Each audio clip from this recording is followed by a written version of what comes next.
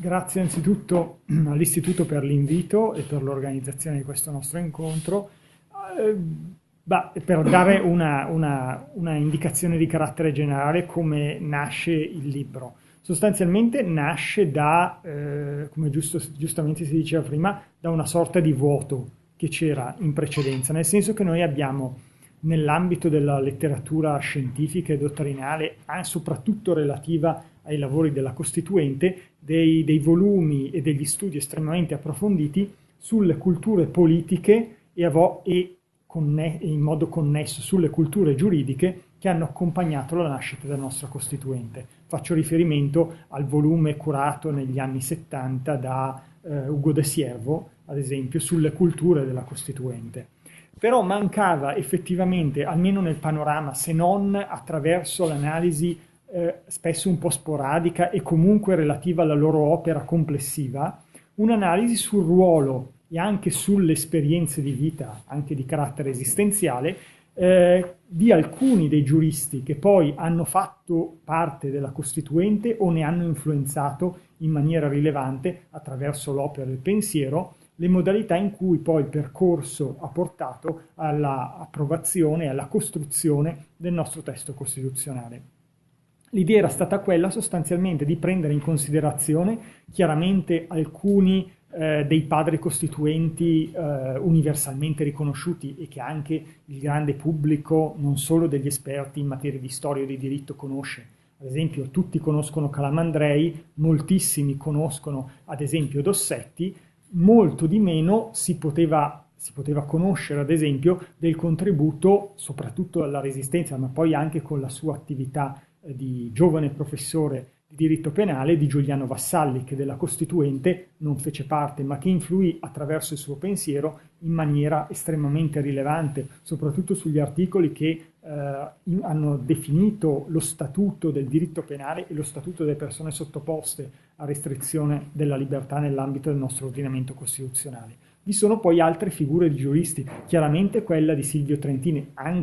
anch'egli non fece parte, per motivi purtroppo naturali sostanzialmente, della Costituente, ma se fosse vissuto ne avrebbe sicuramente fatto parte, svolgendo una funzione preminente al suo interno. Nonostante questo, come ha brillantemente esposto nell'ambito del suo contributo Fulvio, le idee di Silvio Trentin sotto molti aspetti, faccio un esempio per tutti, l'aspetto del rapporto Stato-Regioni e il ruolo che in questo contesto viene a svolgere una certa declinazione del concetto di sussidiarietà, lo vediamo rifluire nell'ambito del testo della Costituente. L'idea era poi anche quella di considerare due aspetti, se volete paralleli, che sono estremamente interessanti se si legge il libro nella sua completezza. Il profilo generazionale e il profilo, se volete, ideologico-politico. Generazionale nella misura in cui abbiamo cercato di accostare giuristi di generazioni diverse. Piero Calamandrei, che si può dire che sia il più anziano dei giuristi che abbiamo analizzato, che veniva dalla cultura anteriore all'instaurazione del fascismo e lo ha attraversato, rimanendone sostanzialmente, si può dire, non vorrei usare in modo improprio il termine, non sporcato sostanzialmente, ha sempre mantenuto una certa distanza rispetto ai riti e alle istituzioni del fascismo. Vi sono altri giuristi che invece si sono formati, perché nati intorno al primo decennio del Novecento, si sono formati e hanno percorso sostanzialmente il lungo viaggio attraverso il fascismo. Faccio l'esempio, ad esempio, di Giuliano Vassalli, la cui famiglia era una famiglia di matrice liberale, ma ad esempio il padre, pur rimanendo sostanzialmente un tecnico, collaborò alle istituzioni in sede ministeriale con le autorità politiche per redare, ad esempio, alcuni testi legislativi. O ad esempio il caso, se volete anche tipico, visto che me ne sono occupato direttamente, è quello ad esempio di Dossetti, il quale, vedendolo oggi nella pubblicistica generale, è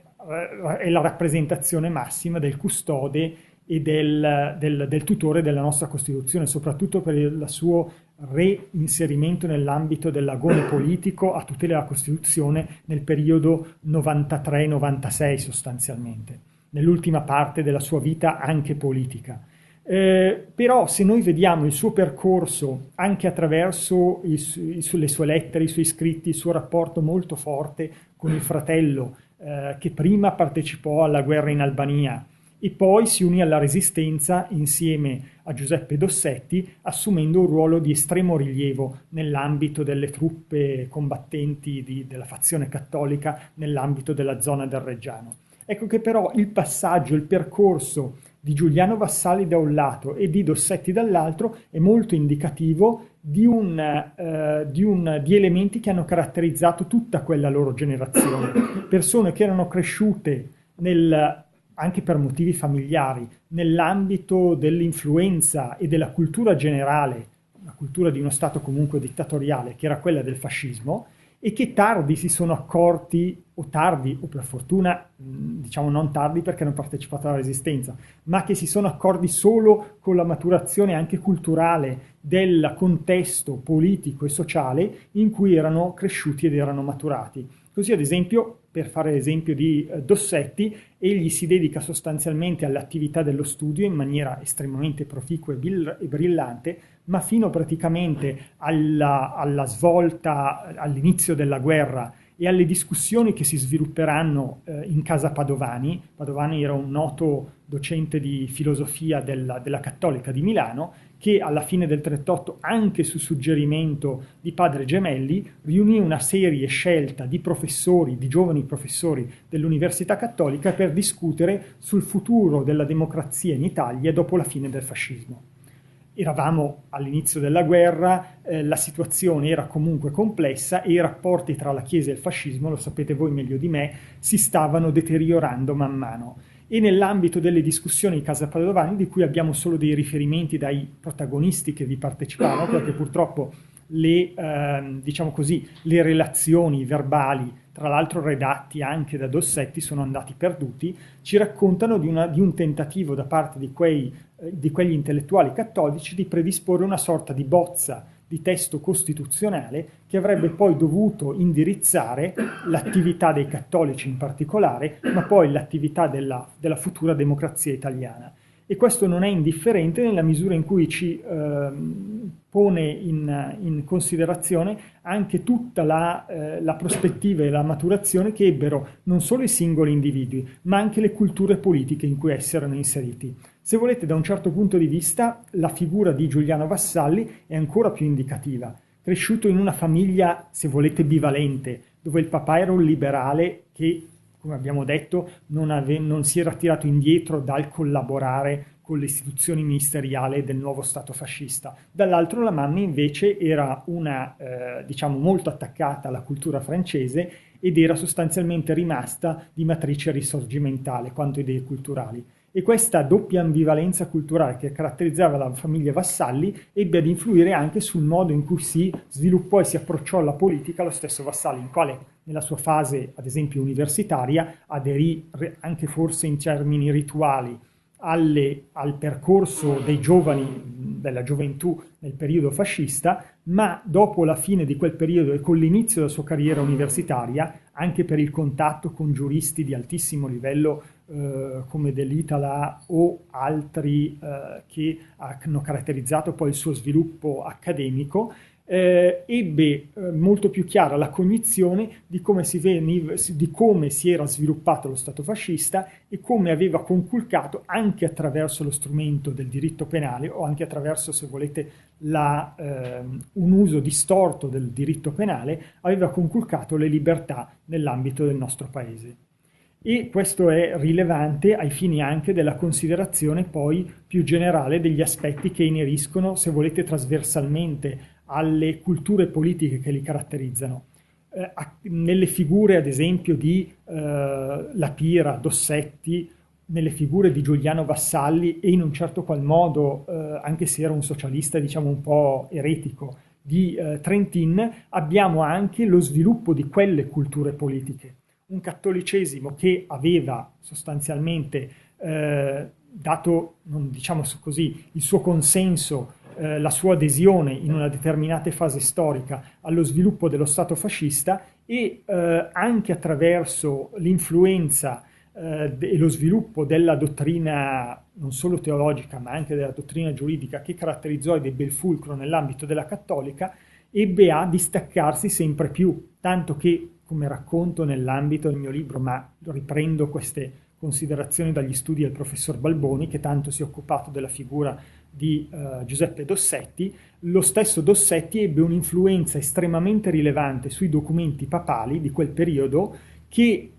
segnarono il progressivo distacco della Chiesa dal fascismo e soprattutto riaffermarono non un'apertura, diciamo così, diretta e schietta, ma un'apertura di credito nei confronti delle istituzioni democratiche. Lo stesso, volendo continuare questo parallelo, si può fare per quanto riguarda la cultura in cui crebbe ad esempio Giuliano Vassalli, una cultura caratterizzata prima da un approccio di carattere liberale, quello che era proprio la sua famiglia, per poi prendere sempre con maggior coscienza, anche per le frequentazioni dell'ambiente romano, con la cultura del socialismo italiano fino a divenirne parte integrante. Ricordiamo che Giuliano Vassalli in quel periodo non svolse solo un ruolo attivo di combattente particolarmente coraggioso e, diceva Pertini, particolarmente spericolato, ma svolse anche un ruolo di rilievo notevole nel creare quella cultura politica che poi avrebbe reso maggiormente coscienti gli italiani e anche la futura classe dirigente del nostro paese. E questo è un aspetto che, se volete, collega trasversalmente tutti i personaggi che abbiamo analizzato, da Trentin per arrivare a Dossetti, ovvero il fatto che in particolare Dossetti, nell'ambito delle sue riflessioni nel periodo partigiano, quando divenne presidente del Comitato di Liberazione di Reggio Emilia, il suo cruccio era quello di preparare i cattolici, in particolare gli aderenti alle bande delle Fiamme Verdi, di preparare i cattolici dal punto di vista politico e culturale, laddove si era reso conto lui stesso che i cattolici, sia per motivi legati al famoso non expedit, quindi la non intromissione nel contesto politico, sia per la loro arretratezza derivante dalla cultura cattolica italiana, non avevano quelle basi culturali, quella capacità di propensione e di partecipazione che era necessaria per potersi confrontare anche dialetticamente con le altre culture politiche. Da qui uno sforzo che anche i suoi stessi compagni di combattimento gli riconosceranno, da parte di Dossetti, nei momenti in cui c'era una fase di stasi, di riunire i partigiani delle varie brigate per fargli sostanzialmente lezioni di economia, di politica, di diritto, in modo da renderli consapevoli del futuro ruolo che avrebbero dovuto acquisire nell'ambito del nuovo contesto democratico. E da qui anche, in un certo senso, la capacità, scusate se mi incentro su Dossetti, ma è quello che soprattutto ho approfondito, ma lo stesso si potrebbe dire di Giuliano Vassalli e in un certo senso anche di Pietro Calamandrei. La capacità di questi personaggi di influire sulle generazioni successive alle loro. Per quanto riguarda Piero Calamandrei è il più evidente, ci sono intere classi di docenti dell'Università di Firenze che si sono formati alla sua cattedra, ma anche coloro che non hanno fatto giurisprudenza o che non seguivano le lezioni di diritto processuale civile di Piero Calamandrei hanno comunque subito la sua influenza come pubblicista dal punto di vista della cultura politica che egli ha diffuso. Lo stesso può valere da un certo punto di vista per Giuseppe Dossetti, che immediatamente dopo la fine sostanzialmente della Resistenza si dedicò in particolare nel contesto della neonata democrazia cristiana, insieme ad Amiltore Fanfani, a quell'ufficio, a quella funzione di promozione della cultura politica nel contesto delle classi dirigenti dei vari livelli territoriali che avevano aderito alla democrazia cristiana, perché riteneva, e questo unitamente a Calamandrei, unitamente a Vassalli, che il contesto culturale e la crescita culturale del paese fosse indispensabile per far crescere anche in un certo qual modo la democrazia. Nell'ambito del piano di questo libro, io poi non voglio dilungarmi troppo, un altro aspetto che volevamo porre in rilievo, e questo lo si desume in particolare dall'ultimo saggio che caratterizza il volume e che è stato scritto dalla mia maestra, la professoressa Pezzini, che insegna diritto costituzionale all'Università di Bergamo. Lei ha incentrato, ed era questo anche se volete il fine di analizzare le vite di queste persone, di questi personaggi che tanto hanno influito sulla cultura politica e giuridica del nostro paese, analizzare l'attualità dell'antifascismo nell'ambito del nostro contesto culturale attuale, prendendo ad esempio una polemica che forse sarà arrivata anche oltre i confini della bergamasca, una polemica che si è sviluppata ad esempio nella città di Bergamo che aveva conferito la cittadinanza onoraria a Benito Mussolini, e l'anno scorso le associazioni giovanili, l'ANPI e altre associazioni del territorio hanno chiesto al sindaco di Bergamo, tra l'altro di centrosinistra, di sostanzialmente revocare quella cittadinanza. Da questo episodio, se volete, molto, molto localistico, ma indicativo di una certa cultura politica e di un confronto che ancora oggi si sviluppa nel nostro paese, è nata se volete, una occasione di riflessione estremamente approfondita nell'ambito del contesto bergamasco. Un contesto bergamasco che è stato sempre caratterizzato da una prevalenza della resistenza cattolica, con un'influenza rilevante, importante anche di quella social-comunista, ma in cui ad esempio la capacità di affrontare, se lo dico così, di petto, il confronto con l'eredità del fascismo, con ciò che ne era derivato nel nostro contesto territoriale, è sempre risultata estremamente difficile. E questa occasione, ricorda la professoressa Pezzini nell'ambito del suo contributo, è stata estremamente rilevante per riattivare il tentativo di non solo ricostruire la memoria e confrontarsi criticamente con essa, ma anche un modo per, se volete, riattualizzare e riconsiderare anche attraverso delle lenti diverse quel contesto culturale, quelle modalità di azione, anche quelle scelte esistenziali ed individuali, perché la scelta di affrontare il tema dei giuristi e della resistenza attraverso le vite individuali di queste persone è stato proprio anche l'obiettivo e la scelta di voler indicare un determinato percorso di vita, e quanto i percorsi di vita poi hanno influito anche sui percorsi culturali di questi personaggi, ma diciamo di un'intera generazione del nostro paese. Ecco che in questo contesto, quando nel sottotitolo abbiamo voluto definire il volume come una sorta di biografia intellettuale del nostro paese, volevamo in un certo senso ricordare come attraverso le vite esemplari di alcune persone si voleva in realtà descrivere, anche se volete, i chiaroscuri che hanno caratterizzato un'intera generazione, vissute attraverso percorsi culturali, ideologici, familiari estremamente diversi tra di loro. E speriamo, nel contesto poi di un'analisi che per alcuni è strettamente giuridica, ma non si sottrae anche ad un'analisi del percorso di vita di queste persone, di aver dato un quadro il più possibile completo ed esaustivo, considerando che abbiamo dovuto ad esempio tagliare,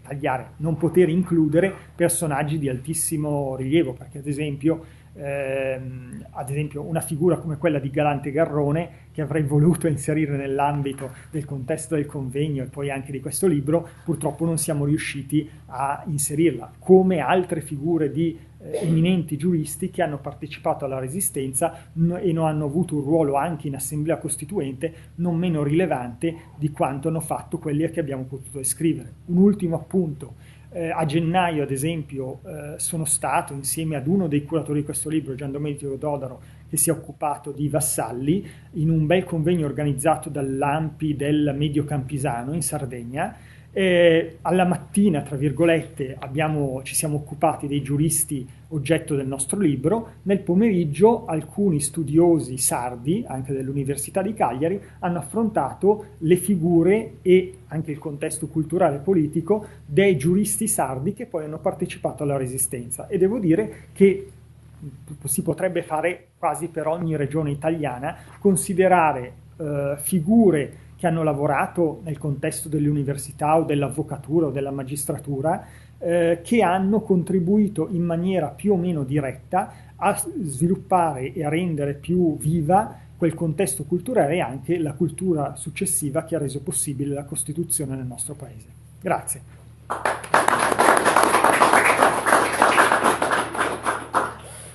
Grazie a Stefano, perché è stato bravissimo a presentare, ha detto in modo compatto e molto efficace quasi tutto quello che c'è da dire sul significato di dei contributi che sono raccolti in questo volume, sul significato che ha questo volume. E io ve ne parlo adesso ancora per un po' a duplice titolo, un po' perché mi sono occupato del capitolo dedicato a Silvio Trentini, e un po' perché sono uno dei condirettori della collana che ha ospitato questo volume, ed è una collana che è dedicata ai giuristi, è una collana disciplinare, è una collana come dire, di settori scientifici disciplinari, quindi una collana che non ha come destinatari né gli intellettuali in senso lato, né il pubblico colto, né la cittadinanza. Questa è una collana che ha come destinatari gli studiosi di una determinata disciplina. E di fronte a questa mia osservazione potreste dirmi: ma che peccato, non potrebbe essere questa una cosa dedicata alla cittadinanza. E io purtroppo devo dire che molto probabilmente la cittadinanza, per quanto possa essere sempre ancora bisognosa di conoscere cose della Resistenza e della biografia intellettuale del paese, anche attraverso la vita dei giuristi che l'hanno animata,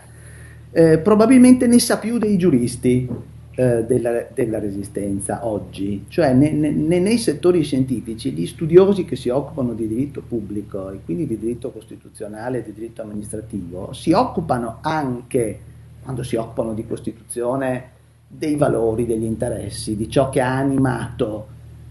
la Resistenza. Io amo ricordare sempre, anche se oggi si ricorda poco, che c'è una sentenza della nostra Corte Costituzionale in cui si definisce la Resistenza come sostanza viva e vivente della Costituzione repubblicana. Però, ciò detto, nel dibattito giuridico-scientifico, in senso stretto, il riferirsi alla Resistenza è un po' rischioso. Ed è un po' rischioso quando lo fa il tecnico, perché si dice: ma in fondo se parli di questi temi non ti stai cimentando con la tecnica giuridica, non ti stai cimentando con quella cassetta degli attrezzi che dovresti dimostrare di saper utilizzare per essere un vero giurista. E stride questo argomento, stride perché dopo la Resistenza, dopo l'esperienza costituente nel nostro paese, un vero giurista può non avere nella sua cassetta degli attrezzi anche la contezza del ruolo dei giuristi nella Resistenza e di questa drammatica dialettica sempre esistita nel giurista e in particolare in quel periodo storico tra lo spirito, l'impegno e la tecnica. Ecco, questo è un tema molto significativo, e per quello, quando con gli altri direttori della collana abbiamo come dire, acquisito la disponibilità degli organizzatori di questo bel convegno bergamasco sui giuristi e la Resistenza a pubblicare nella collana, siamo stati molto contenti, perché volevamo che i colleghi in primo luogo, che i giuristi, come dire, i protagonisti del dibattito scientifico oggi nel nostro paese riprendessero questo dialogo con grandi maestri e grandi giuristi delle loro discipline, ma sempre guardati dal punto di vista tecnico e raramente guardati dal punto di vista della loro esperienza personale, della lotta politica che hanno fatto, dell'esperienza di impegno militante, come diceva Marco prima, che non è estranea al diritto. E allora c'è qui un tema che questo volume vuole un po' rilanciare, ed è un tema che un po' mi è caro, perché attraverso l'esperienza di Silvio Trentini lo si vede molto bene, ed è proprio questa grande difficoltà dei giuristi italiani giuspubblicisti, studiosi del diritto pubblico, non proprio durante la Resistenza, ma direi anche molto prima, probabilmente a cavallo tra il primo e il secondo conflitto mondiale, grande difficoltà a ragionare sul ruolo del diritto nella società in quel preciso momento storico, sulla funzione del diritto nella società in quel preciso momento storico, e cioè in un momento storico in cui tante nozioni giuridiche che si erano formate nello Stato liberale vengono messe sotto stress dalla trasformazione di quello Stato in uno Stato che può farsi democratico, ma che può anche degenerare, che può anche, come dire, incorrere in altri incidenti di percorso, come è accaduto. Allora, vedere un pochino la storia di alcuni di questi giuristi impegnati nella resistenza significa cogliere anche in parte questo dramma, perché tutti questi giuristi lo hanno attraversato, cioè tutti questi autori si pongono questo problema e ad alcuni di questi autori viene rinfacciato. Allora noi abbiamo ricordato poco fa Calamandrei. Calamandrei è uno dei tre sostanzialmente autori del codice di procedura civile, del complesso di regole che governano il funzionamento del processo civile e che lo governano ancora oggi. È stato riformato tantissime volte, è stato anche stravolto, ma i principi sono quelli scritti nel 41. Quindi Calamandrei aveva partecipato ad un gruppo di lavoro per la scrittura di una legge dell'ordinamento fascista. Qual è la giustificazione classica che si suole dire? È che lo stesso Calamandrei diede più volte nell'immediato dopoguerra, fu provocato su questo punto più volte, ma io ero lì come tecnico, io ero lì come giurista, io non condividevo la cornice politica, ma cercavo attraverso la tecnica giuridica di riaffermare dei valori di civiltà intrinseci al diritto, come qualche cosa di estraneo. E questa posizione di Calamandrei è una posizione classica nella stragrande maggioranza dei giuristi di quel tempo. Il diritto tecnicamente inteso come una sorta di costituzione nascosta che blocca l'arbitrio del potere.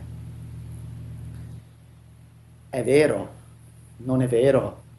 Forse è vero fino ad un certo punto, forse in parte non lo era, non lo è stato. Tutta la grande fascia dei giuristi italiani che aderirono in massa al fascismo, in grandissima parte, tutta la grande fascia dei giuristi italiani che hanno poi anche nel dopoguerra sostenuto questa tesi, ma noi difendavamo alcuni valori con la tecnica giuridica, non si erano spesso resi conto di cosa stava accadendo, ma soprattutto erano compresi in un discorso sul diritto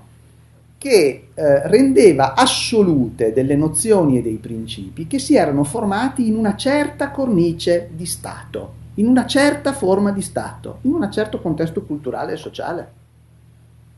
E in larga parte molte di queste nozioni, di questi principi, noi li utilizziamo ancora oggi, hanno una forza enorme, però si sono formati quando? Si sono formati nel corso dell'Ottocento e in Italia alla fine dell'Ottocento e l'inizio del Novecento. Erano legati ad un contesto e invece queste generazioni qui di giuristi li consideravano universali, assoluti, scientifici, neutrali rispetto al contesto politico e culturale che li aveva prodotti. Ecco perché la tesi che il diritto sia una sorta di limite a qualunque situazione eventualmente degenerata del discorso politico è forte. È forte perché c'è quest'idea qui. Ecco, però in questi stessi giuristi, in tutti i giuristi esaminati in questo volume, c'è ad un certo punto della loro esperienza la consapevolezza che questa posizione qui non è sempre vera, che non è proprio vero che si può confidare solo nel diritto come qualche cosa di apparentemente estraneo e terzo, perché non lo è sempre. Anzi, può diventare uno strumento per finalità che magari entrano in cortocircuito con quei valori, sia pur forti, che avevano generato questi principi e questi istituti e questi concetti. Nell'esperienza di Trentin c'è un momento molto significativo che soprattutto come dire, l'occhio del giurista legge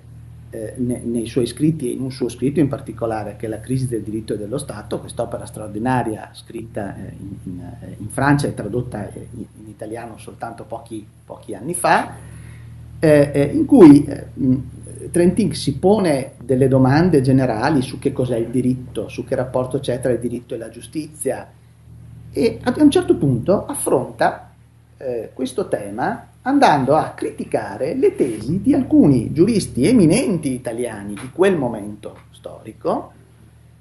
i quali ribadivano questa idea che la tecnicità del fenomeno giuridico fosse di per sé una tutela della giustizia. E invece Trentin dice no, non è così, non è detto che sia così. Anzi, il ribadire questa tesi rischia di diventare un alibi, e fa una critica profonda ad alcuni di questi giuristi, e fa una critica profonda a un giurista in particolare che è ancora oggi il giurista italiano più conosciuto e più studiato nel mondo, Santi Romano, che durante il periodo fascista è stato anche presidente del Consiglio di Stato, quindi era un giurista del regime, giurista come dire, la cui autorevolezza, la cui intelligenza, la cui profondità sono veramente enormi ancora oggi da leggere, no? Però vedete l'ambiguità, no? L'ambiguità dell'esperienza della migliore dottrina giuridica italiana, nella quale tutti questi protagonisti erano inseriti perché come dire, percorrevano i loro passi nell'accademia, o perché si erano formati nelle lezioni e sui testi di questi maestri, ma che al contempo sentivano che qualche cosa non tornava, che c'era qualche cosa che non andava completamente bene. E devo dire che qualche tempo fa, in un altro contesto, facendo una piccola ricerca sui manuali di diritto pubblico e costituzionale italiani, mi sono imbattuto casualmente in un'edizione di un noto manuale di diritto pubblico, la prima edizione del dopoguerra di questo fortunato manuale, il cui autore era uno dei principali maestri di questa scuola italiana di diritto pubblico così tecnica e così dogmatizzata, così scientificizzata, ecco, nella sua consapevolezza, Ranelletti, grandissimo maestro del diritto amministrativo. Tutt'oggi, insomma, molte cose che noi sappiamo e diciamo e insegniamo anche agli studenti sul provvedimento amministrativo, sul potere dell'amministrazione, le dobbiamo allo scavo profondo di Ranelletti. Ranelletti era fascista, aveva aderito al regime, aveva aderito anche un pochino a quella fase un po' più difficile in cui anche tra i giuristi serpeggiavano le teorie della razza. Quindi Ranelletti era vicino alla parte anche più difficile da difendere, no? Di quell'esperienza. Bene, nell'edizione del 1953, la prima edizione delle sue istituzioni di diritto pubblico, Ranelletti, prima edizione dopo guerra, qui ci ha messo un pochino ad aggiornare questo suo testo, aggiornato alla nuova Costituzione. Ranelletti fa una prefazione al giovane studioso, a chi studierà quel libro, ed è una sorta di confessione molto onesta di quale fosse lo stato d'animo di questa generazione di giuristi, che era cresciuta nella fede nel diritto, come capace di per sé di garantire alcune cose. E lui esordisce la prefazione dicendo: sono stato molto scosso da ciò che è accaduto in Italia e in Europa dopo il 43, dice. Mi sono reso conto che appartenevo e appartengo tuttora ad una classe intellettuale che ha delle grandi responsabilità E il nostro primo errore di intellettuali e di giuristi è stato quello di credere che il rigore della forma fosse sufficiente a garantire lo spirito. È una confessione incredibile, molto forte, no? Non è sufficiente. Eravamo convinti che i nostri giovani studenti, che le generazioni che abbiamo formato, allevate nel rigore della forma, cioè nella tecnicità del diritto, eravamo convinti che queste persone, e noi stessi eravamo convinti di essere tutelati, ecco, eravamo convinti che tutto ciò potesse essere sufficiente. Abbiamo sbagliato. Dopodiché, questo pagina 1 della prefazione, dopodiché dice, adesso c'è la Costituzione. La Costituzione afferma principi importantissimi, i diritti dell'uomo, il principio di uguaglianza, la cornice democratica dello Stato. Però non illudiamoci, questo testo costituzionale è molto generico, è molto vago, è poco tecnico. Queste erano le critiche che anche Calamandrei aveva fatto al lavoro che si stava facendo in Assemblea Costituente. È scritto in modo poco giuridico. Non illudiamoci, dobbiamo essere sempre vigili perché questa Costituzione, nella sua genericità e nei difficili bilanciamenti che pone tra valori tradizionali dello Stato liberale e traguardi futuri, rischia, lo dice, di aprire le porte a che cosa? Al socialismo. È incredibile veramente questo testo è incredibile, è molto breve, una prefazione, ma è interessante perché allora abbiamo da un lato una sorta di confessione che io credo molto onesta, e credo che costasse molto a questo grande maestro fare questa confessione, perché significava mettere in dubbio il rigore del metodo, sul quale lui stesso e la sua scuola si era legittimata ed era diventata una delle scuole più autorevoli, non solo in Italia, degli studi di diritto pubblico. E dopodiché il linguaggio nuovo della Costituzione, perché la lingua della Costituzione è nuova rispetto alla lingua della legislazione positiva precedente, in larga parte, concepita come generica, non tecnica, non viene capita. E sì che non è che non sia diritto, anzi l'esperienza della Costituzione repubblicana ci dimostrerà, in maniera veramente molto interessante, tutte le potenzialità tecniche di quel testo. La Corte Costituzionale, a partire in particolare dagli anni 70, riuscirà a, come dire, estrapolare dalle affermazioni dell'articolo 3 sul principio di uguaglianza delle dottrine articolatissime e sofisticatissime sulla possibilità della stessa Corte di dichiarare illegittime per violazione del principio di uguaglianza le leggi del Parlamento, ed è questa una tecnica di sindacato che è in costante e continua evoluzione ancora oggi, e si può dire che è molto tecnica, però i giuristi di quel momento, allevati ad una certa sensibilità, non ne percepivano la tecnicità e anzi la ritenevano insufficiente.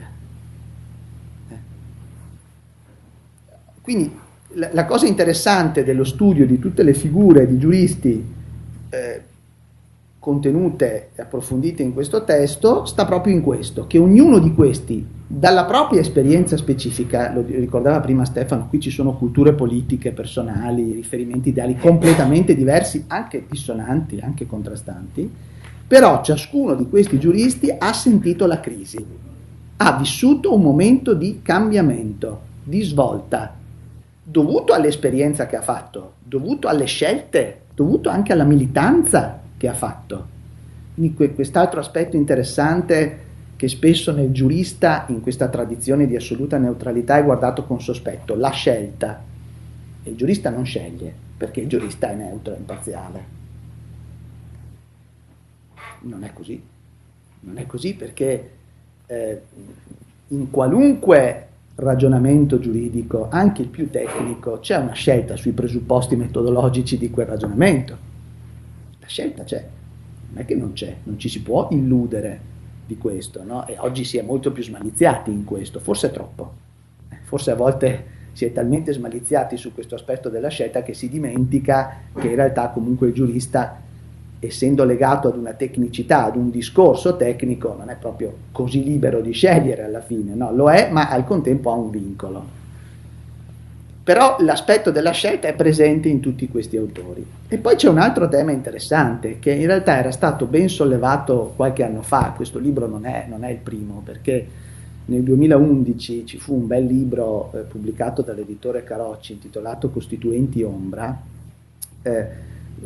Uno dei curatori, Andrea Burati, è anche un autore contributore di questo volume, che aveva cercato di mettere in luce come, certo, i giuristi erano presenti in Assemblea Costituente, ma non c'erano solo quelli presenti in Assemblea Costituente. La cultura giuridica italiana era molto attiva ed erano rimasti fuori dall'Assemblea Costituente in maniera abbastanza paradossale. Da un lato figure che avrebbero meritato più di altre di esserci, perché avevano vissuto questo dramma della trasformazione della concezione del diritto. In fondo in Assemblea Costituente finiscono autorevoli giuristi che questo dramma però non lo avevano vissuto, o lo avevano vissuto in un modo un po' diverso, forse più scientifico, ma meno personale, meno partecipato, meno storicizzato, meno presente nella realtà che cambiava. E questo è un dato molto interessante. Ed è interessante anche notare come molti giuristi rimasti fuori dall'Assemblea Costituente sono stati ben più determinanti nella scrittura del testo della Costituzione dei giuristi presenti. Un nome che non abbiamo citato finora, Massimo Severo Giannini, che è stato uno dei più grandi pubblicisti amministrativisti del Novecento, non era entrato in Assemblea Costituente. Dove stava lui? Lui era il capo del gabinetto del Ministero per la Costituente di cui era ministro Pietro Nenni.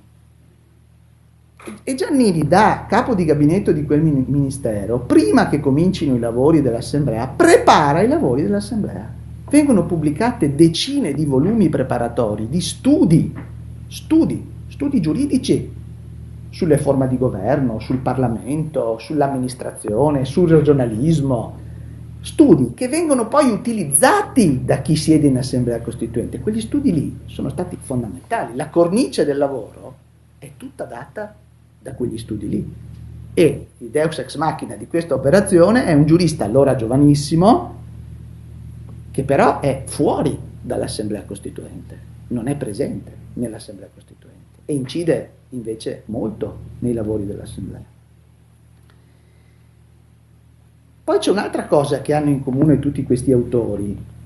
Alcuni sono molto noti, ha detto Stefano, Calamandrei, lo stesso Vassalli, sono figure che a più riprese nella storia anche repubblicana sono state protagoniste o sono state anche evocate come dei grandi esempi di giuristi impegnati. Però ci sono anche autori che meno noti,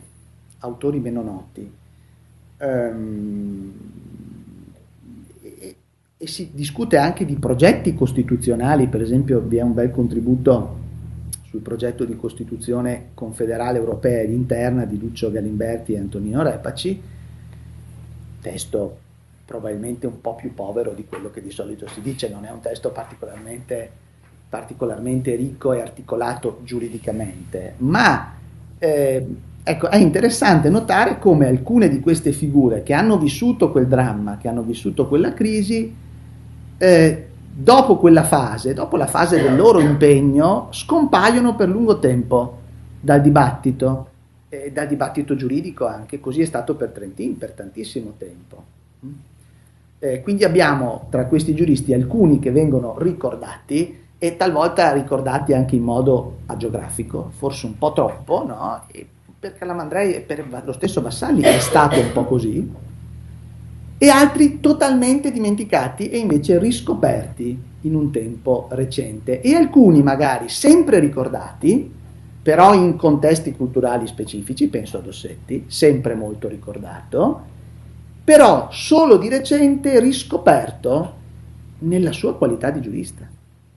Poco fa Stefano ha citato un bel lavoro del professor Balboni su Dossetti.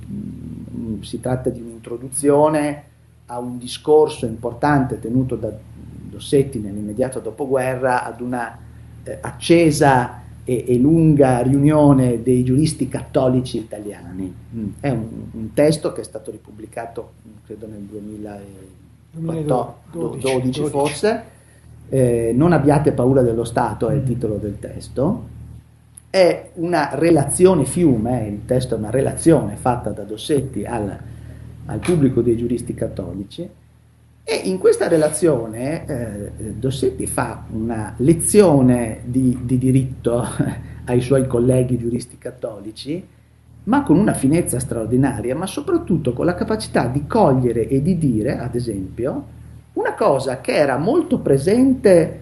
nella come dire, parte politica della vita di alcuni giuristi,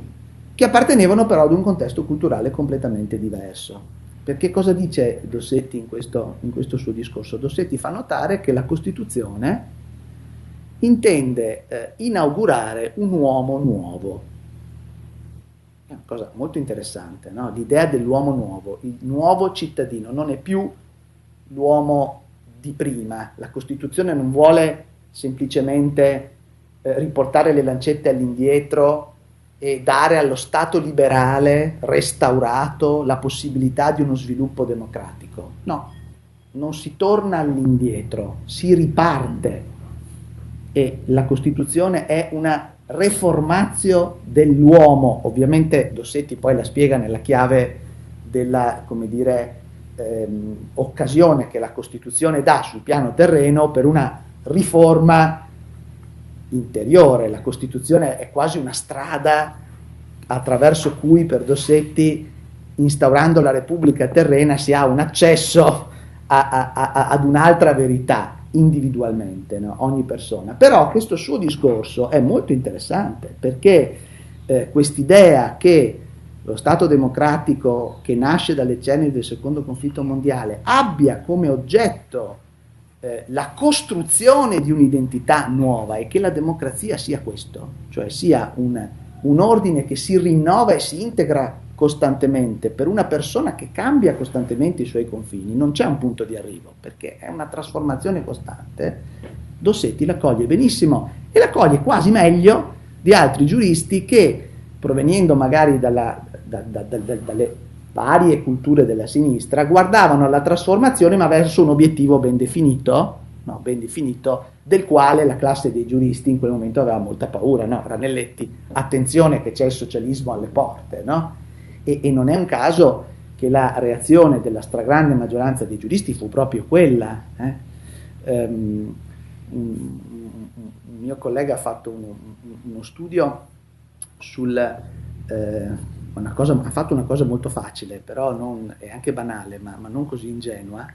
Ha avuto la pazienza di prendere in esame i programmi di esame in alcune delle più importanti facoltà di giurisprudenza italiane dall'immediato dopoguerra fino agli anni 90 del secolo scorso. Lo studio della Costituzione comincia a diventare presente in ogni disciplina di esame solo negli anni 60. Cosa vuol dire? Vuol dire che si insegna il diritto costituzionale, ed è chiaro che nel diritto costituzionale si studia la nuova Costituzione, ma la si studia nel diritto costituzionale. Poi quando si studia il diritto di famiglia o il diritto commerciale, no, lì si studia il codice civile, ma la Costituzione la teniamo per un po' fuori. E i giuristi scoprono la Costituzione tra la fine degli anni 50 e l'inizio degli anni 60, e la scoprono molto bene, perché ne fanno una scoperta talmente forte che molti di loro vengono proprio portati a rileggere completamente l'ordinamento giuridico e con, come dire, dei casi anche emblematici. Il caso forse più emblematico di tutti è quello di Feliciano Benvenuti, perché nel 1965, quando si celebra il centenario delle leggi amministrative di unificazione, 1865-1965, lo si celebra a Firenze in un convegno importantissimo al quale partecipano i più importanti giuristi italiani del tempo, convegno organizzato da Feliciano Benvenuti. Nella prolusione, diciamo, inaugurale di questo convegno, Benvenuti tenta, alla luce della Costituzione, una rilettura dello della struttura dello Stato italiano, e alcuni giudici costituzionali presenti in sala polemicamente si alzano e se ne vanno. Quindi,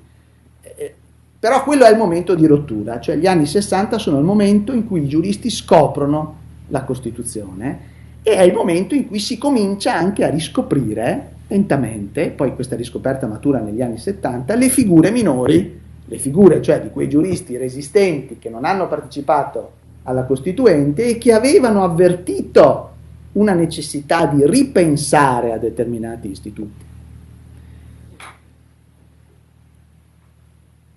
Vorrei poi chiudere su un altro aspetto però che trovo che sia significativo, e questo forse è un aspetto che è ancora appannaggio dei soli giuristi e non di altri. Che cos'è che è stato determinante più di ogni altra cosa nella come dire, scoperta dell'importanza della Costituzione quale motore di evoluzione dello Stato democratico in Italia? È stata di per sé questa scoperta della Costituzione che è stata fatta e che a un certo punto ha, come dire, convinto nuove generazioni di studiosi che si sono formati ovviamente con la Costituzione, oppure hanno cooperato altre cose? Allora, sicuramente hanno cooperato altre cose. Ha cooperato il benessere.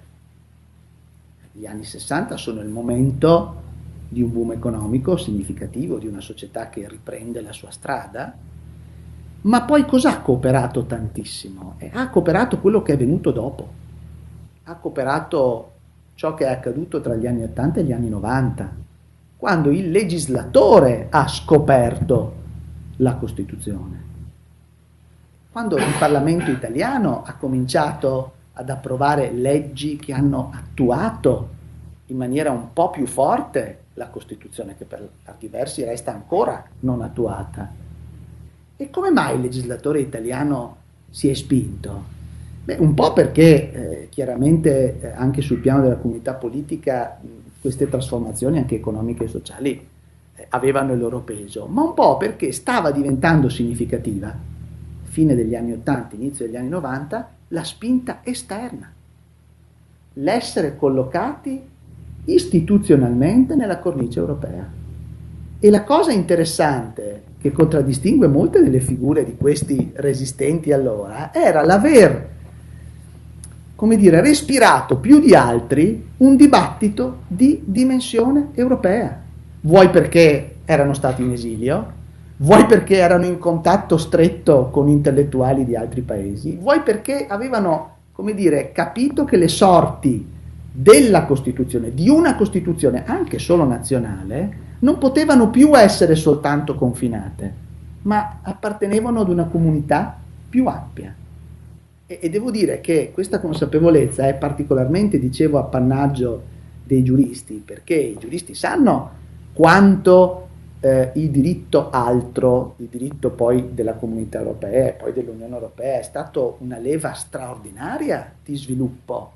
e di stimolo anche per la scoperta del testo costituzionale. E questa è una cosa interessante perché nel dibattito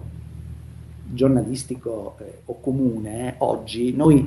siamo abituati ad una contrapposizione, no? Siamo in tempi di sovranismo, no? In cui la difesa delle costituzioni nazionali è la barriera da opporre a ciò che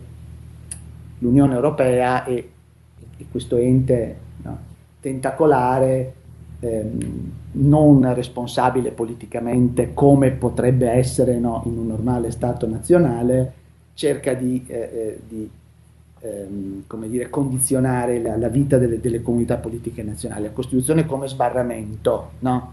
Ma in realtà se andiamo a vedere il rapporto, certo dialettico, complesso, perché tutte le Costituzioni hanno fatto fatica ad accettare, come dire, di cedere della sovranità,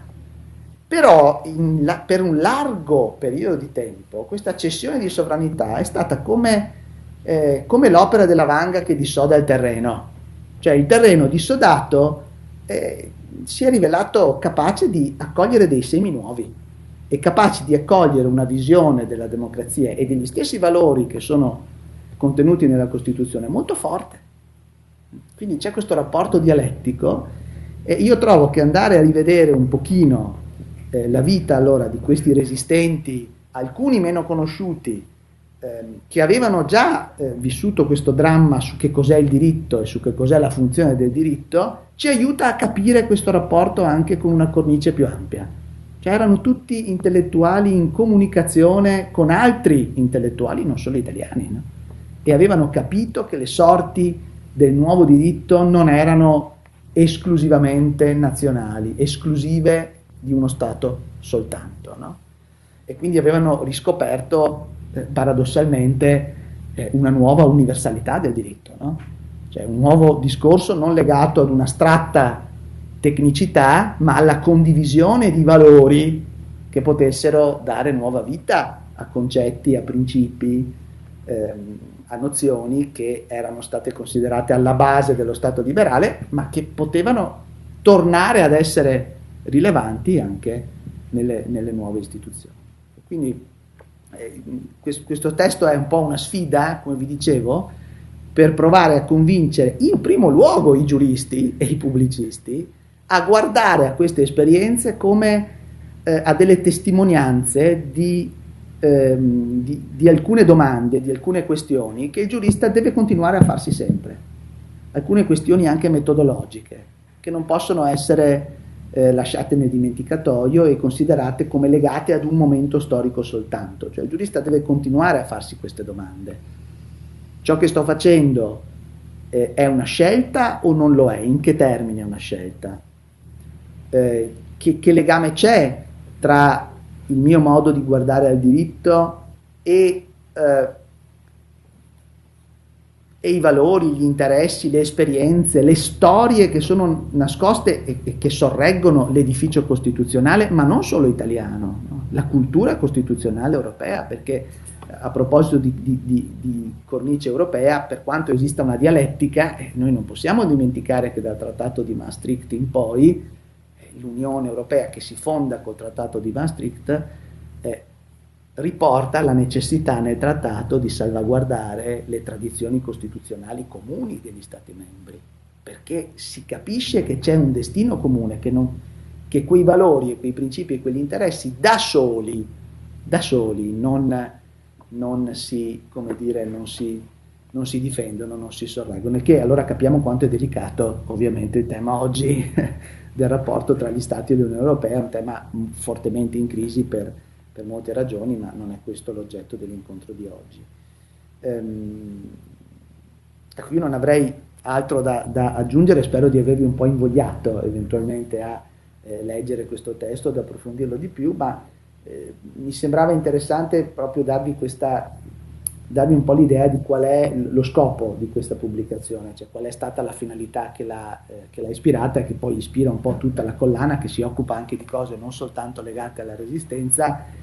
ma si occupa molto di dare voce a questioni in cui, come dire,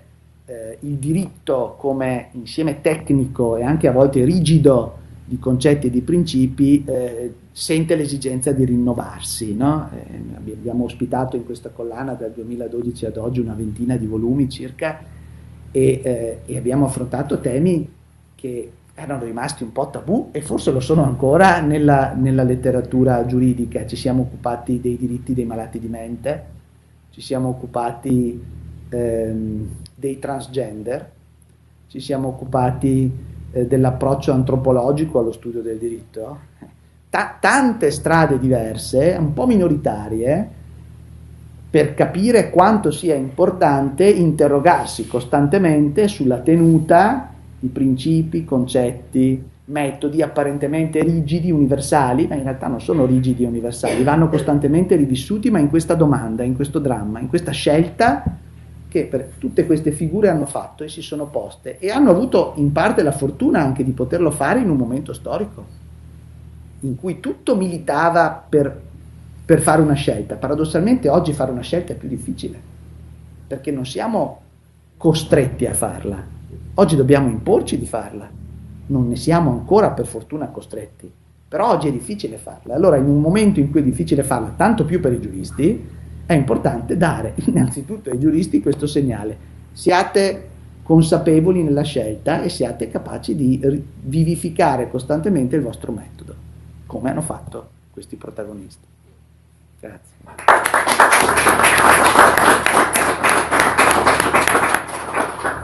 Beh, intanto ringrazio i relatori, perché mi sembra che sia stato un pomeriggio per me ricco di sollecitazione, di stimoli in chiave, chiamiamola tecnico, storico, ma soprattutto con molte proiezioni sull'attualità. Cioè, allora io voglio chiedere, voi, no, che siete la nuova classe dirigente tecnica di parte, allora, rispetto a queste scuole di pensiero che hanno mutato, come abbiamo visto, no, nel corso del tempo, ecco, qual è l'approccio? Cioè, ho la responsabilità. Probabilmente io ho un'idea che i tecnicismi alla fine siano principi attraverso i quali si afferma la deresponsabilità. È un paradosso. Io mi chiudo in laboratorio, all'interno faccio il prodotto più bello del mondo, fuori dal laboratorio se scoppia anche una bomba nucleare, per chi l'ha fatta scoppiare mi importa meno, un po', diciamo, al grosso delle cose, no? E il diritto ha sempre avuto questa grande vocazione, no, all'essere autoreferenzialmente inattaccabile. Io sono un uomo di diritto, appunto, ma poi le cose nel dopoguerra cambiano. Ecco, allora io mi chiedo, le giovani generazioni, ovviamente voi frequentate addetti ai lavori, non solo in università, ma anche avvocati, magistrati, cioè quella classe dirigente del diritto, ha recepito, o come vive oggi questo senso invece, secondo me, di responsabilità dell'azione? Non so se mi sono spiegato molto bene. Perché è un periodo in cui proprio non ci sono fortunatamente quelle scelte che tu dicevi, per adesso speriamo neanche più di tempi futuri, ma in realtà negli ultimi anni, lo percepisco io, siamo sottoposti quasi quotidianamente a delle scelte. A maggior ragione chi appunto ha dei ruoli di responsabilità all'interno di quello che noi chiamiamo la scienza giuridica, la disciplina. Questa è una domanda, come, cioè,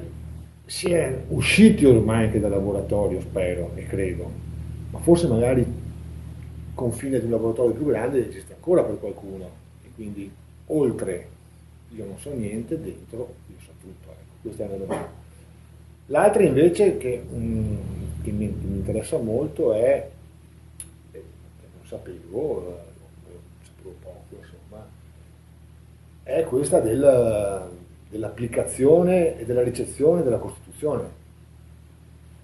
con gli strumenti propri del diritto. Cioè, se dentro una facoltà universitaria la Costituzione approda realmente dopo 15 anni, probabilmente non erano solo i tecnici che osservavano ancora e cercavano di capirla, c'era un mondo che in quella Costituzione forse non si riconosceva. Certo. Non c'era ancora la domanda. Esatto,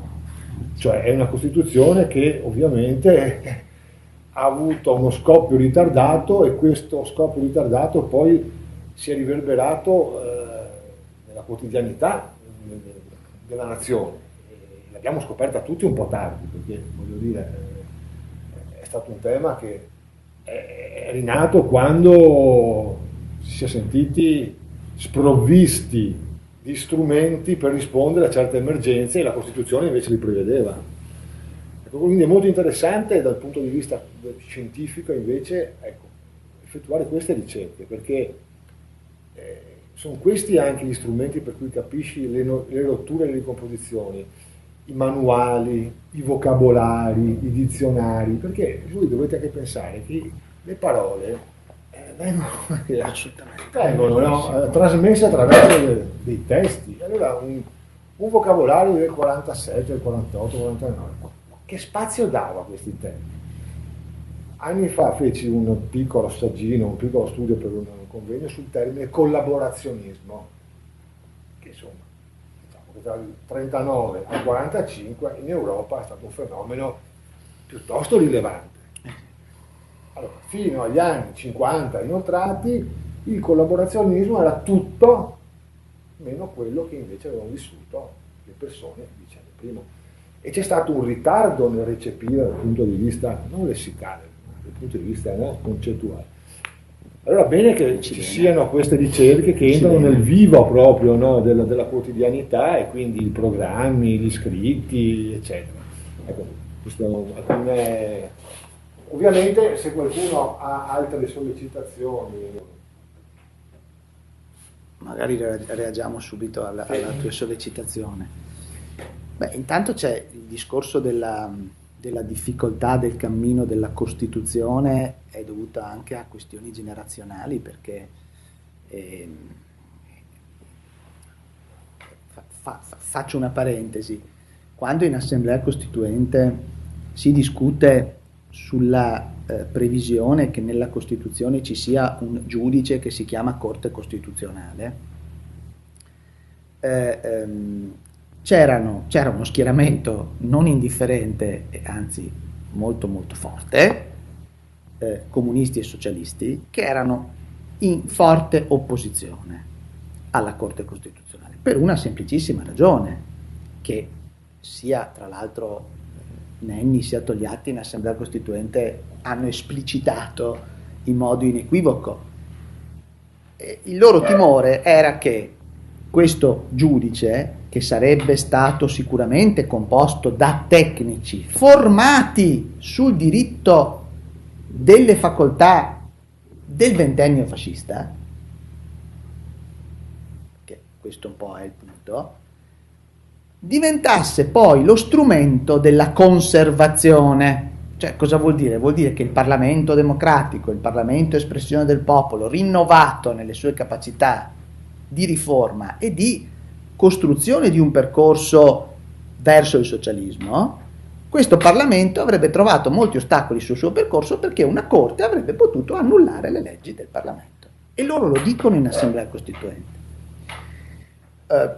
Questi loro interventi sono straordinari per una ragione, secondo me, intanto perché chiariscono una volta per tutte come già da un po'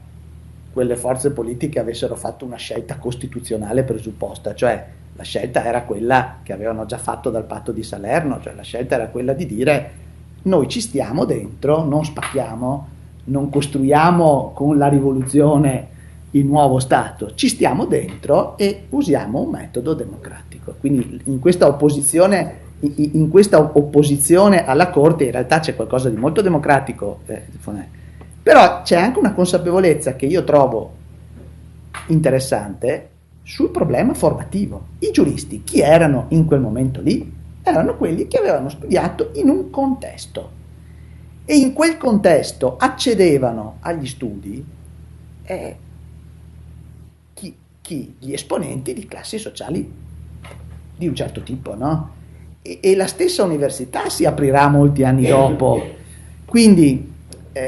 l'università stessa è, come tu giustamente dicevi, è lo specchio di un mondo che fatica a cambiare, e fatica anche un po' a cambiare perché anche in quest'ambito noi sperimentiamo il problema della continuità o discontinuità, cioè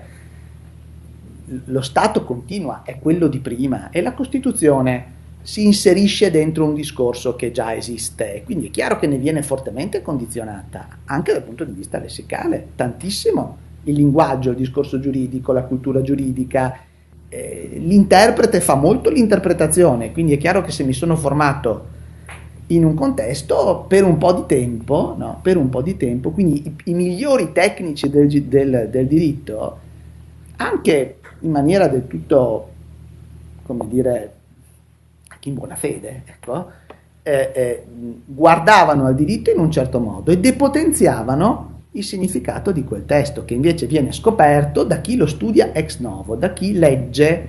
dei significati nuovi. Ma allora qui c'è questo grande, secondo me, insegnamento di questa esperienza, cioè la capacità di capire che nel discorso costituzionale si leggono sempre cose nuove.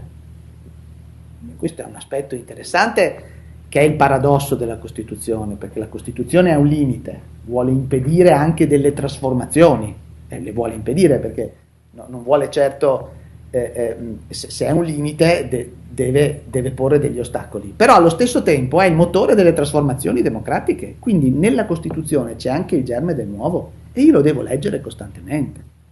e se non lo leggo costantemente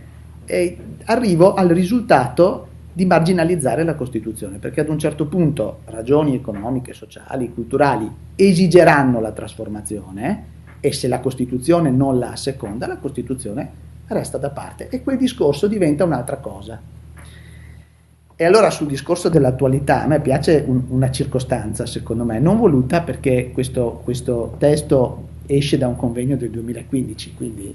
circostanza non voluta, ma il testo è introdotto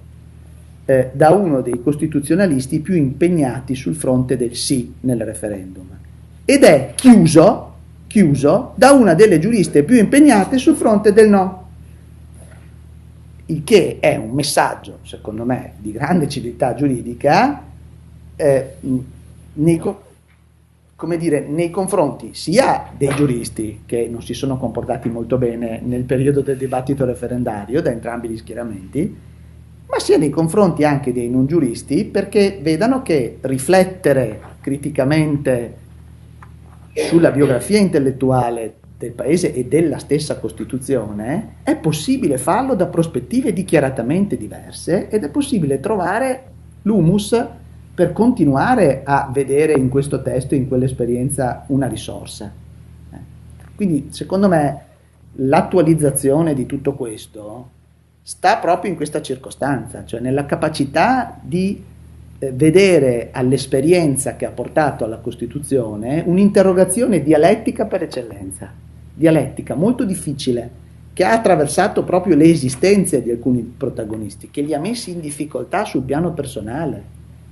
Per loro quella domanda su che cos'è il diritto era una domanda non solo tecnica, ma anche in primo luogo personale. Ora i giuristi oggi dovrebbero essere in grado di fare questo, cioè di non sposare a priori delle concezioni pretesamente neutrali del diritto e anche della Costituzione, di non sposarle a priori, ma di porsi la questione, porsi la domanda che aveva così tanto messo in difficoltà tutti quei protagonisti di quel periodo che ha portato alla scrittura della Costituzione. Questo sarebbe il messaggio di metodo che oggi andrebbe fatto. Se poi la domanda è: i giuristi oggi sono ancora dentro la loro bolla o no? C'è una grande pluralità di posizioni, no? Io vedo una cosa molto banale, credo che Stefano lo possa confermare, perché poi Stefano, io stesso, ma Stefano di più di me, insomma, frequentiamo anche l'ambito forense professionale, quindi i giuristi professionisti, avvocati, magistrati. Ecco, c'è una forte frattura oggi, che non c'era un tempo, e oggi è fortissima, tra il giurista studioso, tra lo scienziato del diritto e il professionista. Il professionista è ancora nella campana, largamente nella campana, perché ritiene che il suo strumento, cioè ritiene che il diritto sia come suo strumento di lavoro l'equivalente della capacità tecnica che serve al saldatore per fare la saldatura, che lo legittima professionalmente, perché quello è quello che deve dimostrare di fronte al giudice o di fronte all'avvocato o nel contesto del foro, quello lo legittima. E un tempo non era così, perché questa legittimazione era riconosciuta da tutti. Oggi invece l'Accademia è un po' uscita da questo perché si è anche molto più contaminata internazionalmente, perché oggi il percorso dello studioso nell'Accademia non è più un percorso che comincia e finisce nel piccolo mondo, come dire, autoreferenziale di questo linguaggio, ma è un percorso che si svolge anche con esperienze all'estero, con esperienze di dialogo con studiosi di altri paesi che per forza di cose hanno talvolta un lessico anche differente. Ma l'avvocato, il magistrato, il notaio, anche il funzionario pubblico, bravissimo, peritissimo nella sua disciplina, ha un'idea del diritto molto diversa, che è ancora forse quella un pochino più vecchia, un pochino nella bolla, come tu dicevi prima. Questo io mi sento di dirlo, ed è uno dei grandi problemi di questo, è sentito come un grande problema anche dalla stessa università e anche un po' talvolta dai magistrati e dagli avvocati, che si sentono talvolta abbandonati da quella che chiamano la dottrina, ma è reciproco, perché si è creata proprio una diversità di lessico, di linguaggio, di consapevolezza, e sono responsabili un po' entrambi di questo. Insomma, effettivamente è vero che la dottrina dovrebbe dialogare un po' di più, però questo è possibile solo se il giurista, prima che essere studioso o avvocato, quindi uomo di scienza o operatore concreto, si ricorda di essere giurista e si ricorda che in fondo in entrambe queste esperienze ci sono delle questioni, delle domande di fondo che bisogna continuare a farsi. E allora studiare, secondo me, queste figure esemplari, e che sono esemplari perché si sono fatti questa domanda, ha questo significato. Questo è davvero un ponte, cioè io credo che la storia del pensiero giuridico, legata soprattutto a questa fase drammatica, ma non solo in Italia, in tutta Europa, no? Che è stato il secondo conflitto mondiale, la fine del secondo conflitto mondiale, è un ponte straordinario per riavvicinare delle esperienze e delle consapevolezze sul diritto, e per quindi spingere tutti i giuristi, sia studiosi che pratici, a rifarsi delle domande: a cosa serve il mio ruolo? Che cosa c'è nel diritto? È qualcosa che va bene per tutte le stagioni? O è qualche cosa che è profondamente legato, innervato nella società, nel mondo che ci circonda, nei problemi che dobbiamo affrontare quotidianamente? Vi faccio un esempio e poi mi taccio perché altrimenti parlo troppo, ma questo esempio secondo me è significativo. Il diritto romano, che si studia in tutte le facoltà di giurisprudenza, e per fortuna che si studia, perché le radici della tradizione giuridica occidentale sono nel diritto romano. Fino agli anni 80 del secolo scorso, quindi ieri, lo studio di questa disciplina era concepito come studio di una disciplina applicabile. Cioè,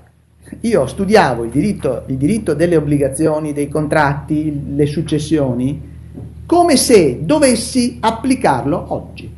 I manuali erano organizzati così, non c'era nessuna differenza tra il manuale di diritto privato e il manuale di diritto romano.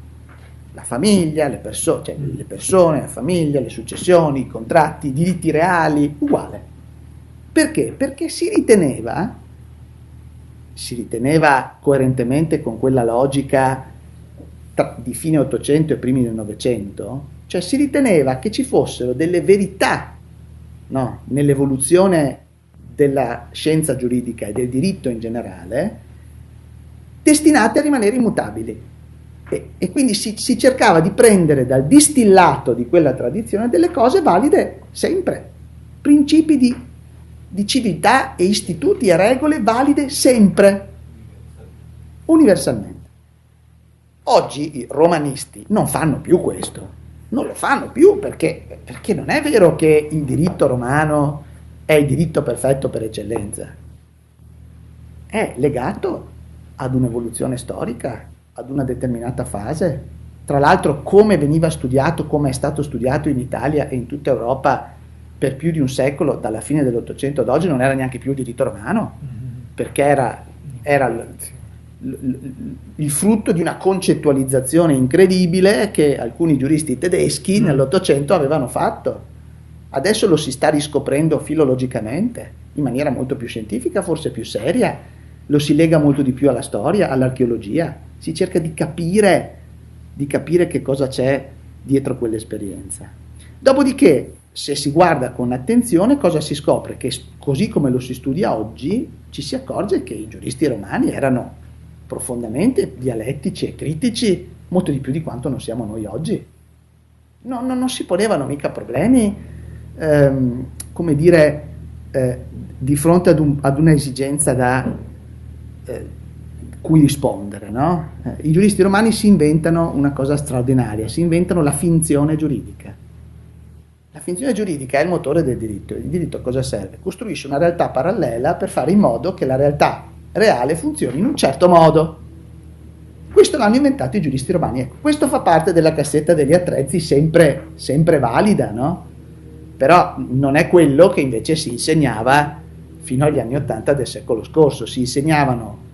i principi elaborati in materia di contratti pensando che questi fossero principi validi sempre e comunque, perché fossero leggi di natura valide sempre e comunque. Ma questa era un'idea del diritto. Oggi questa idea è molto più relativizzata, secondo me più scientifica, più seria scientificamente del diritto, e però che ci permette anche di andare a cogliere di quella tradizione le cose più vive e più interessanti, la grande capacità di essere critici e dialettici, di continuare a farsi delle domande. Cioè, secondo me quello che il giurista deve continuare a fare è farsi delle domande. E le domande drammatiche che si fanno questi giuristi si fanno delle domande drammatiche in un momento drammatico e non esitano a prendere posizioni decise, forti, talvolta a rischiare la vita, talvolta ad abbandonare tutto quello che hanno, come dire, conseguito prima o talvolta ad abbandonare anche tutto ciò che la loro famiglia gli avrebbe permesso di avere, no? Ecco, quindi il giurista è un uomo che si interroga costantemente. Io credo che questo sia la cosa importante. Cioè, penso che tutti coloro, anche tutti i giovani giuristi, che sono i giuristi, come dire, del presente e del futuro, debbano costantemente fare questo. Perché rinnovando questo tipo di interrogazione, come dire, si tengono vigili e allora sì diventano dei custodi rispetto all'arbitrio, rispetto a delle degenerazioni che non vogliamo che si verifichino o che si ripetano, no? Solo se sono vigili. Questo penso sia l'aspetto, non so se anche tu vuoi, però penso che sia questa un po' la... Ma io sarò più breve anche perché Fulvio ha detto sempre con grande profondità cose che pienamente condivido. Parto dalle due domande, il passato e poi il presente. Sul passato credo che sia fondamentale quanto ha ricordato Fulvio, ma sulla tardiva attuazione della nostra Costituzione, perché se pensate, ed è indicativo di una certa cultura giuridica, al notissimo saggio di Carlo Arturo Jemolo in cui definiva sostanzialmente la famiglia un'isola che non può essere lambita dal mare del diritto, è una metafora esemplificativa di un'idea del diritto e un'idea del rapporto tra i fatti della società, il diritto e la Costituzione che avevano tutti i giuristi di quella generazione sostanzialmente. Quel formalismo di cui prima ci parlava sostanzialmente Fulvio, quel ruolo del giurista che doveva, tra virgolette, rinchiudersi nel suo laboratorio astratto per costruire sostanzialmente delle idee o delle concettualizzazioni. È pur vero che l'ingresso della Costituzione ha dato, per utilizzare una parola, un termine o una frase dell'attuale Presidente della Corte Costituzionale Paolo Grossi, ha dato carnalità al diritto, nel senso che ha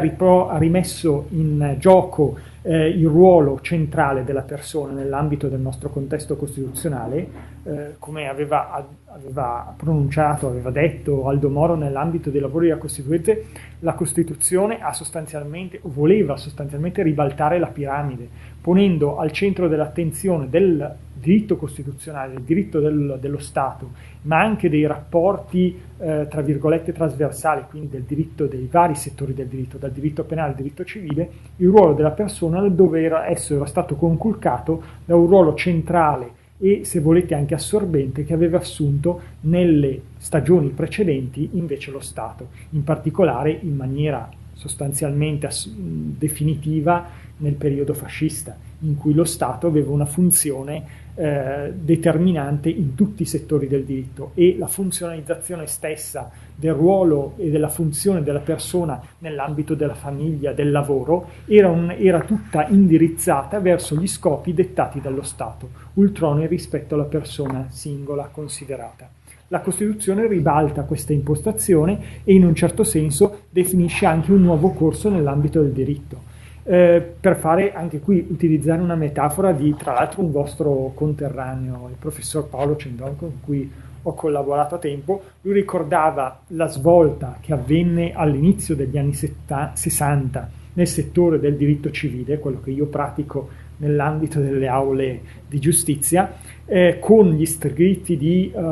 Pietro Rescigno e di Pietro Perlingeri, verso una sostanziale costituzionalizzazione del diritto civile. Siamo negli anni 60. E siamo negli anni 60. Lui lo descrive sostanzialmente come se nella cittadella asettica del diritto, una bellissima immagine, la cittadella asettica del diritto, riprendendo un po' l'immagine omerica, si fosse incuneato il cavallo di Troia, da cui a un certo punto sono uscite le persone che hanno, se volete,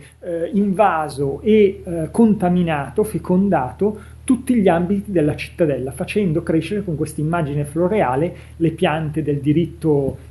civile costituzionalmente orientato, del diritto del lavoro, di un diritto penale che guarda al tra virgolette, al reo e non tanto all'effetto preventivo o retributivo della pena, ad un diritto del lavoro che guarda al lavoratore. E tutto questo effetto è un portato sicuramente dello sviluppo della dottrina. E da qui un ruolo anche dell'impegno civile dell'intellettuale che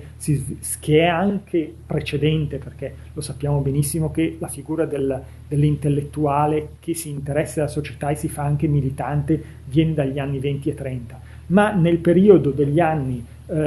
50, 60 e 70 anche il giurista assume questo ruolo, e questo ruolo si viene a sviluppare anche nel contesto accademico universitario dei giuristi. Le figure, io ho citato due civilisti, Perlingeri e Rescigno, ma potrei citare ad esempio il ruolo di Rodotà, che ancora oggi è una figura di grandissima influenza, ma potrei citare ad esempio nell'ambito del diritto costituzionale il ruolo di Ugo Rescigno o il ruolo di alcuni altri giuristi, ad esempio della scuola romana, come lo stesso Crisafulli, che seppure si sia occupato, Crisafulli in particolare, di temi che sembrano un po' estranei, un po' da laboratorio, da bolla di sapone, come i temi della forma di governo, del sistema delle fonti, in realtà ha influito attraverso le sue teorie la costruzione del rapporto tra,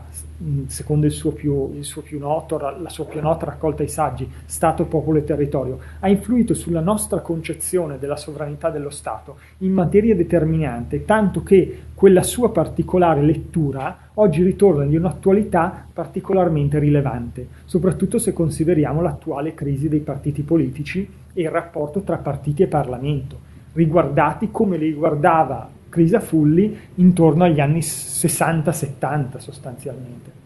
In un certo senso, e qui mi differenzio dal discorso che in parte condivido, fatto da Fulvio su quella scuola di cui Ranelletti era esponente, cioè quei giuristi che, cresciuti alla fine dell'Ottocento ma divenuti accademici nel Novecento, hanno affrontato il fascismo in parte collaborandovi come asettici tecnici, ma in parte costruendo nell'accademia un dibattito. Io ho riletto per un incontro che ho fatto all'Università di Roma uno scritto di Livio Paladin, che credo che sia, insieme a pochi altri, uno dei più grandi giuristi italiani, tra l'altro ordinario a 30 anni sostanzialmente, giurista che ha scritto soprattutto sul tema del regionalismo e del principio di eguaglianza, dei testi ancora oggi insuperati e attualissimi. Un suo scritto dedicato a uno dei suoi due maestri, Paladin era cresciuto all'ombra di Esposito e di Crisafulli, e Paladin voleva difendere in quello scritto, La rappresentanza dello Stato fascista si intitola, voleva difendere l'immagine di Carlo Esposito, estremamente criticato proprio perché in quel periodo degli anni 70, è uno scritto del 73-76, vado a memoria, Carlo Esposito era stato attaccato proprio perché nel periodo del fascismo aveva in parte collaborato con le istituzioni fasciste, in parte si era ritirato in una sorta di limbo a sé stante per studiare questioni che sembravano non avere alcun rapporto con ciò che stava vivendo in quel momento la carne viva del paese, ovvero l'oppressione data dalla dittatura fascista. Paladin di un'altra generazione, perché Paladin è nato negli anni 20, quindi negli anni 30, scusate, quindi non si è neanche formato attraverso il percorso della resistenza come i giuristi che abbiamo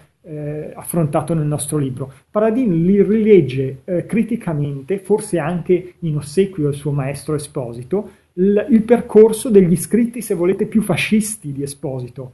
La rappresentanza dello Stato nello Stato fascista, lo Stato fascista, un altro dedicato alla rappresentanza nell'ambito dei sindacati fascisti, e nota come Esposito si fosse in un certo senso racchiuso in quella bolla per studiare determinati concetti o determinate concettualizzazioni che giustamente, come diceva Fulvio, rimanevano secondo lui valide in ogni momento. Ad esempio, che cos'è un partito, che cos'è la forma di governo, che cos'è l'indirizzo politico, perché sono, nell'analisi che poi ne fa ex post chiaramente Paladin, l'analisi svolta da Esposito, ad esempio sul problema dello Stato fascista, è un'analisi che porta a smontare la struttura dello Stato fascista, rilevando come un partito che si venga ad integrare con lo Stato, e qui, se volete, potrebbe ritornare l'attualità anche di questo pensiero, un partito che si fa nazione, un partito della nazione, diceva negli anni 30, scusate, Carlo Esposito, un partito che si fa partito della nazione è un partito che perde la sua funzione identità di parte, di ruolo partigiano, e diventa sostanzialmente asservito alle funzioni dello Stato stesso, quindi si scompare. Il Paladin, rileggendo Esposito, nota come questa critica che era propria della dottrina giuspubblicistica fascista più legata al regime, questa critica nei confronti di questa dottrina del partito che si faceva nazione e che assorbiva in sé tutte le funzioni, voleva portare Esposito, seppure in modo estremamente prudente, anche perché Esposito era una persona piuttosto prudente, a criticare la mancanza di spazi di libertà e di autodeterminazione all'interno del partito e nel contesto della pluralità dei partiti. Perché, come ben sappiamo, pur essendoci il partito unico, la pluralità delle organizzazioni anche sociali che caratterizzavano lo Stato fascista, ben studiato da Quarone nel suo noto volume, era uno dei punti di emersione di spazi, non voglio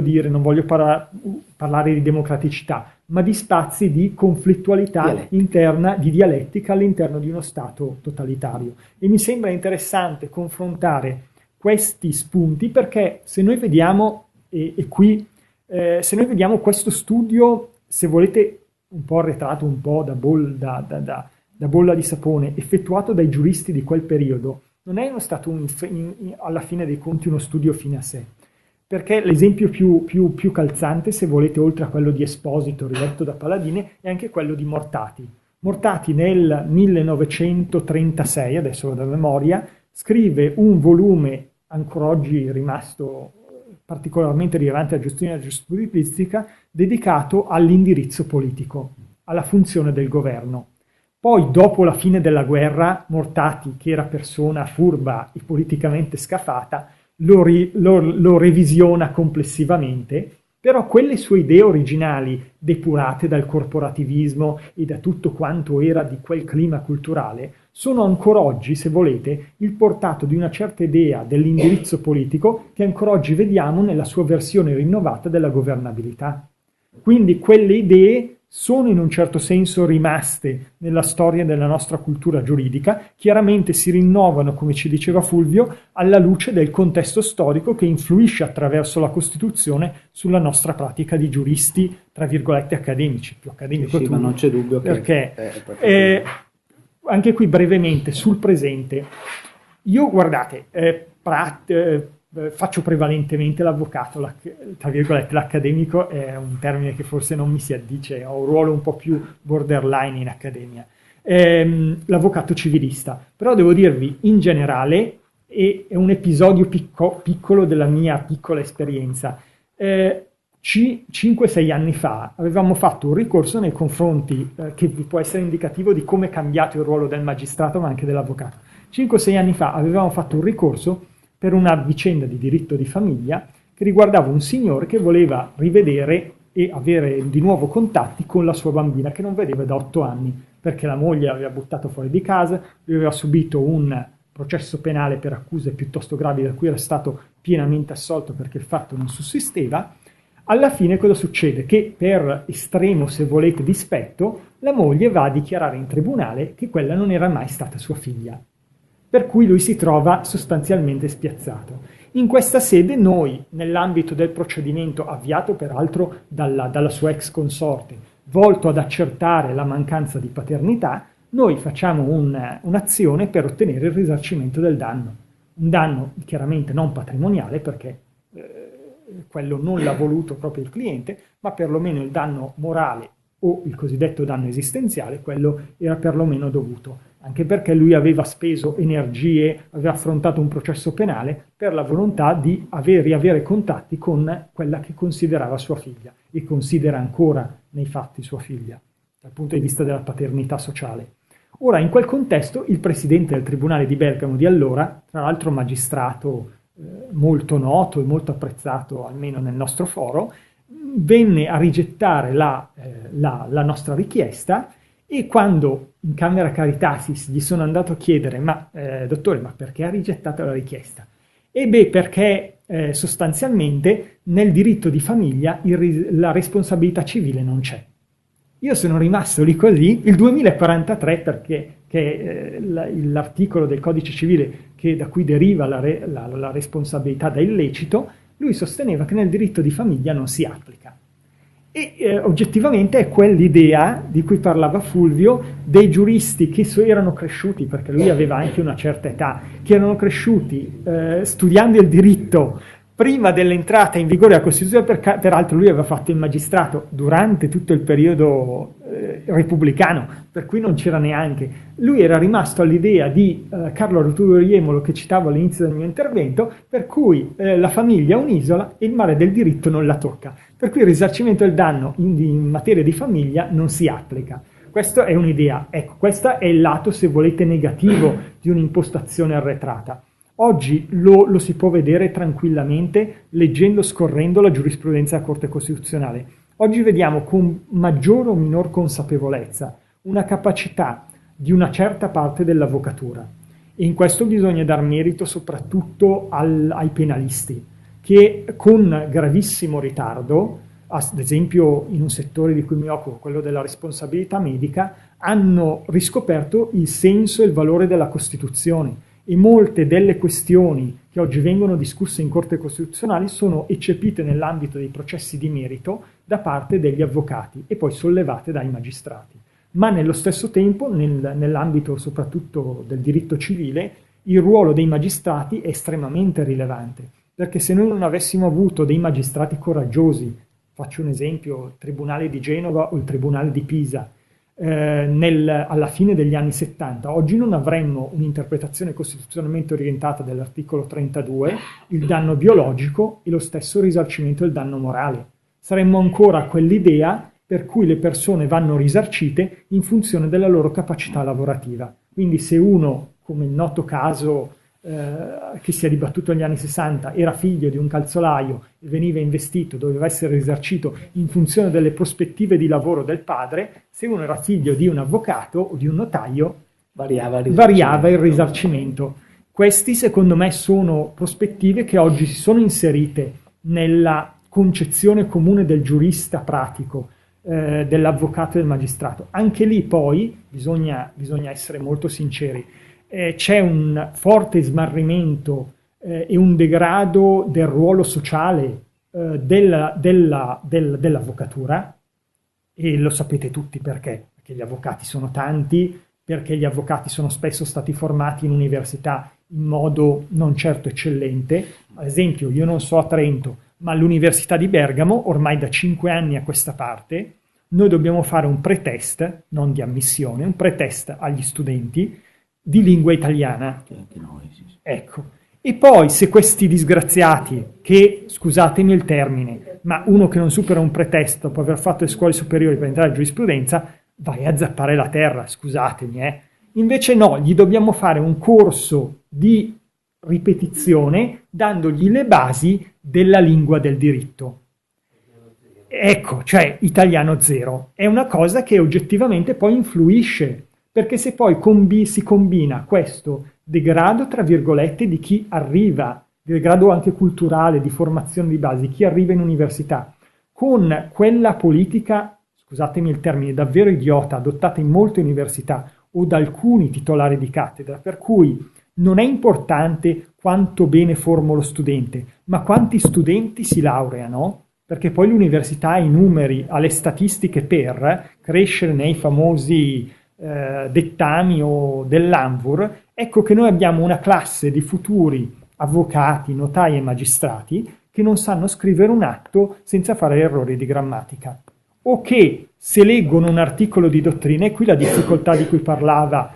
Fulvio, del dialogo tra l'accademia e i pratici, l'avvocatura e i magistrati, se leggono un articolo di dottrina non lo capiscono perché non hanno le basi. Sostanzialmente questo è il problema. Io mi trovo a volte a scrivere, forse esagero, infatti adesso sono stato cazziato dalle linee guida della Cassazione, a scrivere atti di 40 pagine per spiegare al giudice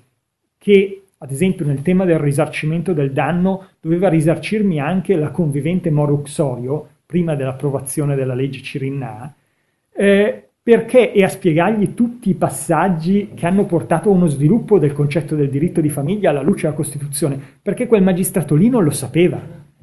perché quel magistrato lì non si era letto gli articoli, la dottrina, la Gilda Ferrando, nota professoressa dell'Università di Genova, che sul tema del diritto di famiglia è uno dei punti di riferimento nell'applicazione al diritto di famiglia della Costituzione, o lo stesso Stefano Rodotà, che tanto si è occupato del tema dello sviluppo della famiglia nel contesto costituzionale. Questo è un grosso problema, è un problema però anche, secondo me, culturale, di ruolo dei giuristi in generale nell'ambito del nostro contesto, che si va svilendo.